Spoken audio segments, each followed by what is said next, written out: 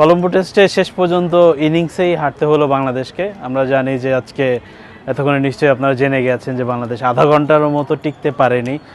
চতুর্থ দিন সকালবেলা প্রায় 28 মিনিট, আমরা যদি স্পেসিফিক্যালি বলি 28 মিনিটের বেশি টিকতে পারেনি।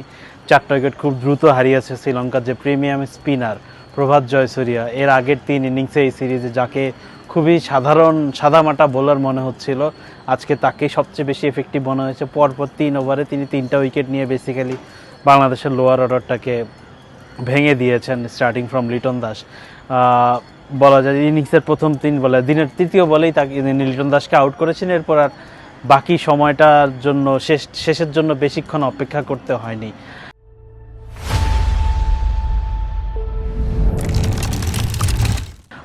বাট বাংলাদেশ সিরিজটা হেরে গেল।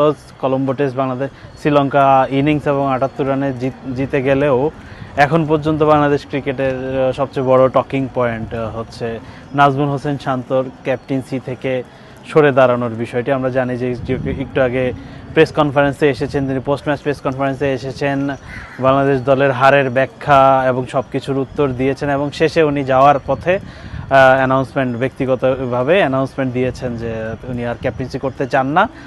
তাকে উপস্থিত থাকা অবস্থায় বাংলাদেশ দলের ম্যানেজার নাফিজ ইকবাল তাকে তার সার্ভিসের জন্য ধন্যবাদও দিয়েছেন। তো তাহলে বোঝা যায় যে বিষয়টা অফিসিয়ালি অলমোস্ট। আর উনি তার বক্তব্যে বলেছেন যে উনি অলরেডি 2-3 দিন আগে সেটা ক্রিকেট অফিসকে জানিয়েছেনও।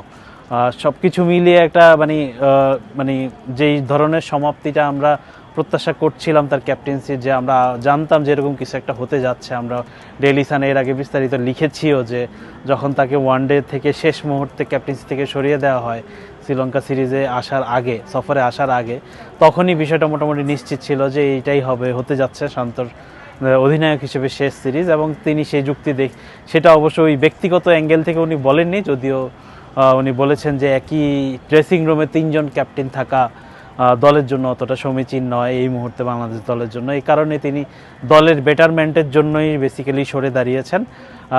উনি চান যে এরকম মাল্টি ফরম্যাটে মাল্টি ক্যাপ্টেন এই মুহূর্তে এই ড্রেসিং রুমের জন্য আইডিয়াল না।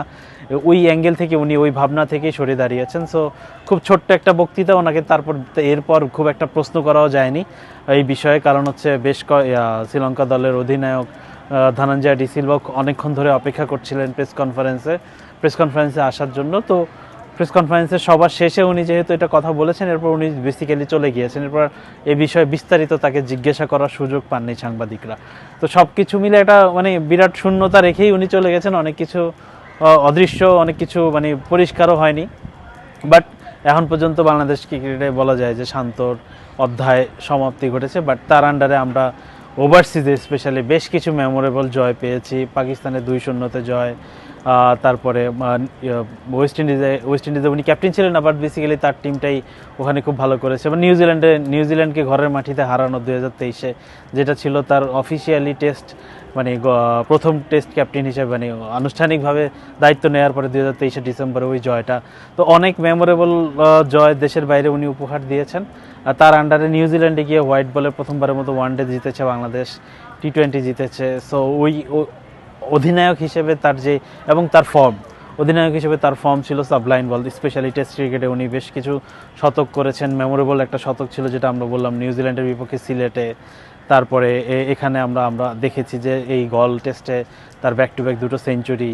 তো সব কিছু মিলে পারফরমেন্সের দিক থেকে কোনো প্রশ্ন তোলার উপায় ছিল না, আর তার চেয়ে বেটার অপশনও এই মুহূর্তে ছিল না।